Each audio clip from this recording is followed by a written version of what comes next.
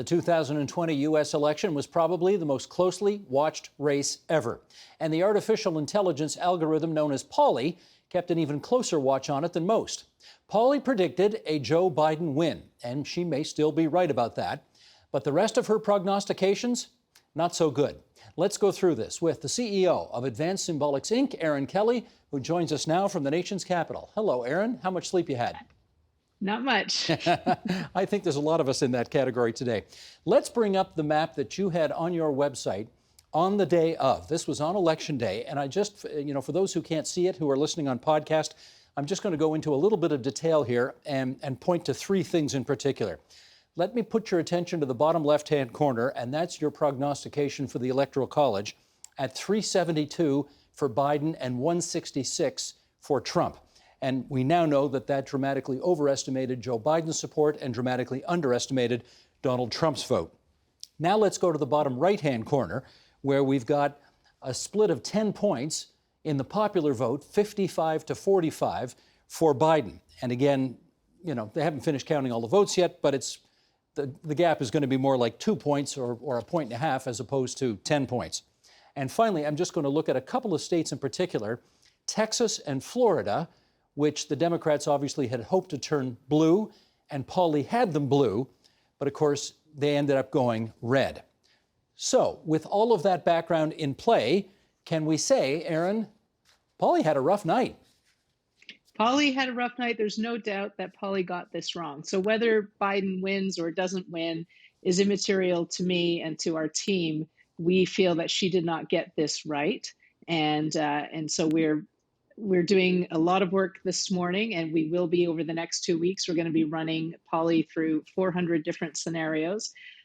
We already have some early clues as to what went wrong for Polly in this election, and sure we can talk about that, and we'll have more insight in the coming weeks. Well, let's get specific. In Florida, for example, clearly Polly picked up what she thought was more buoyant support for the Democrats, which turned out not to be there, and she didn't see how hard and fast the Trump support was, which was there. What did she miss?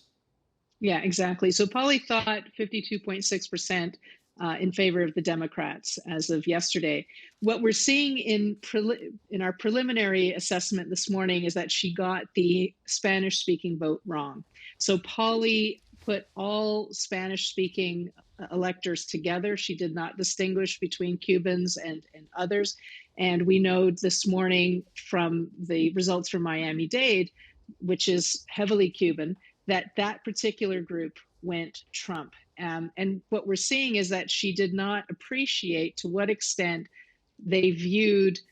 We definitely see that she saw concern about communism and hard socialism on the Biden ticket, but she did not weigh that appropriately and see what an overwhelming issue that was. And this is something we did notice in Polly before. So in, for example, the BC election in Canada, which just finished, Polly got that right, but she did underestimate the Green Party. And the reason, again, is because environmental issues, she didn't weight them accurately enough. We're seeing more and more that these issues that used to be niche issues, so whereas we had environmentalism in the past, people still voted overwhelmingly in favor of the economy, et cetera. We are seeing now more dimensionality in the electorate, and more these issues that used to be niche are becoming overwhelmingly important, where people are voting almost exclusively on these issues and ignoring other issues that used to be important to them. Now, when you come on this program, as you have for a few years now, and we talk about Polly, you and I kind of jokingly tend to anthropomorphize her when, in effect, and listen, I don't want to pile on because I know you're feeling lousy enough about this as it is, but the fact is she didn't get it wrong. Your programmers misprogrammed her. I mean, that's what happened here, right? Yeah, exactly. So Polly right now, as part of her programming, when people, she weights issues that are mentioned more as being more important. And we have to revisit that now, whether just mentioning them more should be given the weighting that it's given, or is there more dimensionality, more things that she needs to consider? And that's what our programmers are going to be looking at in the coming weeks. Now, having said that, the one sort of really big this just in piece of news on the night was that one state, admittedly, they're still counting, but one state we think we know flipped, and that was Arizona. It flipped from Republican to Democrat, and Pauly did pick that up. Now, what did it see in Arizona that it obviously had been programmed to understand that it clearly missed in Texas and Florida? Well, in Arizona, she got that Spanish-speaking vote correct. That's the one difference between we saw in Florida and in Texas. When we looked at where we were wrong, it was in that Spanish-speaking vote. But in Arizona, she correctly predicted that vote. Now, again, as you look across America, lots and lots of pollsters did not have a good night. So, Nate Silver's 538, which is the gold standard for so many people down there, he had Biden with a 90% chance of winning. He was pretty much as buoyant about Biden's chances as you were. You had Biden at a 98% chance of winning, which again, may still be the case. Do you believe last night was a really lousy night for pollsters? Yes, there's no doubt. It was a very lousy night for us, and especially because the pollsters had got it wrong in 2016. So this was, I think everybody was kicking the tires on this this time round, and so to get it wrong again is very puzzling. Do you think this will represent I don't know what you want to call it, a night of reckoning going forward for pollsters? Well, I think what we're seeing, certainly on our end, what we're seeing is that, as I mentioned, the electorate has become much more complex. And what we need to do, we have to, in our sample, we have to bring more factors into the sample. So we're definitely going to look to bring in stronger ethnic factoring in the samples, stronger topic sampling. And, as I mentioned, we think the electorate is becoming much more dimensional, and that is actually whereas Pauly can, once she's been programmed, can adapt that and adjust. It'll make it more complex for traditional polling, because now you can't just look at the electorate as left and right, 3 different races, assuming these things. It's going to be even more difficult to predict elections as the population gets more complex. Having said that, let's also put on the record, Brexit, you guys got that right. Trump's first win in 2016, you guys got that right. The last Ontario election in 2018, you guys, you picked almost every seat right in that election. If we go back to the Canadian election of last year, I do recall many of your colleagues were going out on a limb and saying, we predict a minority government. Well, no kidding, but very few picked who was going to win. You actually had the Liberal seat count right within, I think, 3 or 4 seats or something like that. So you had been on a roll, Erin. Like, you were getting things right that others hadn't. What do you think you were missing this time?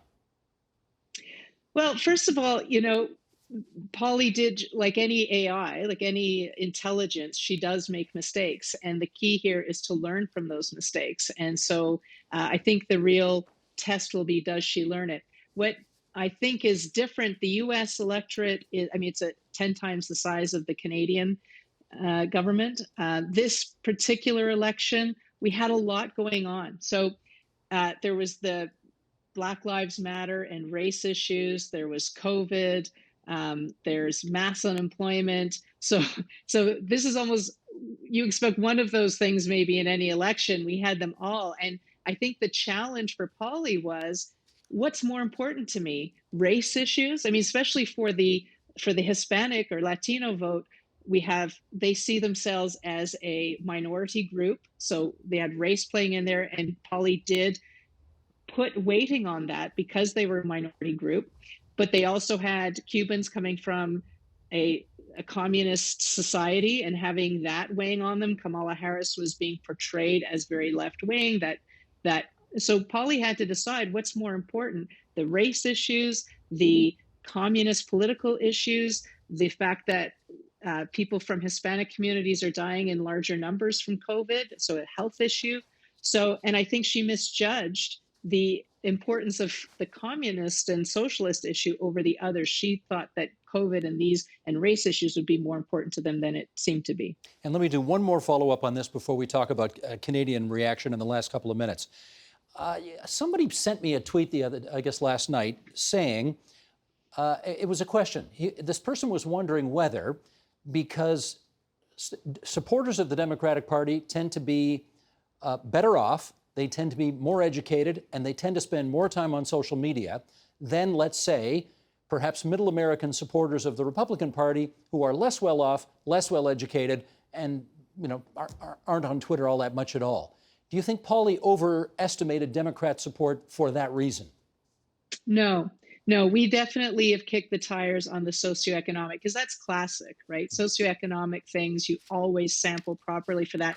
And that's what Pauley was designed to do. So we definitely make sure, and that's why we sample, that we have proper representation from rural, from the genders, from socioeconomic. That is standard for this type of research. And that's why Pauley's always been right up until now.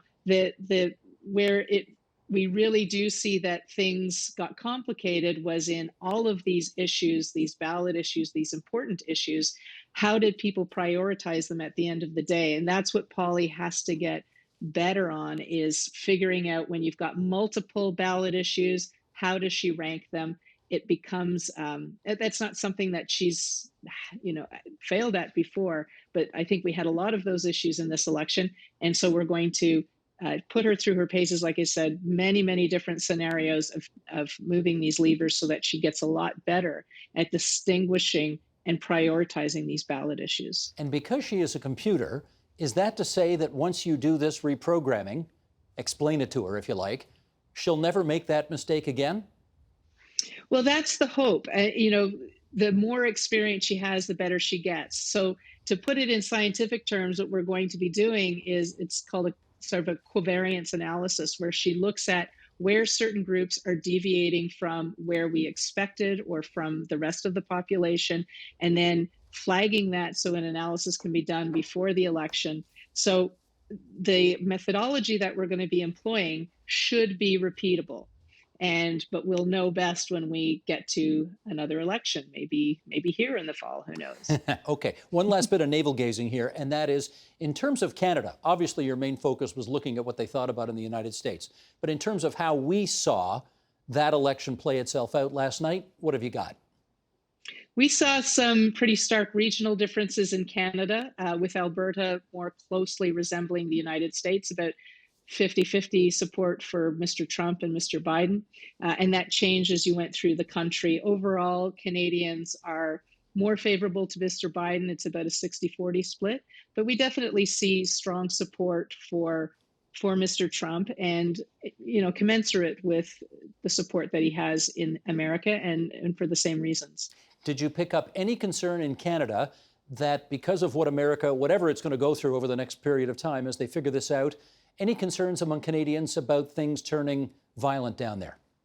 Yes, we definitely saw that. We definitely see that. A lot of Canadians have friends and family, associates in the United States. And there's also the fear of what that would do to commercial relations between Canada and the United States. So there's definitely that expectation and that fear, especially now with the results being so close. Well, Erin, I just have to say in conclusion, you've been on this program so many times in the past, and on every occasion you've been able to bask in the glory of Pauley. And obviously, Pauley didn't have a great day yesterday, and you could have ducked us, but you didn't. And you came on the program tonight, for which we're grateful. So thanks so much. Thanks, Steve. The Agenda with Steve Paikin is brought to you by the Chartered Professional Accountants of Ontario. CPA Ontario is a regulator, an educator, a thought leader, and an advocate. We protect the public. We advance our profession. We guide our CPAs. We are CPA Ontario. And by viewers like you. Thank you.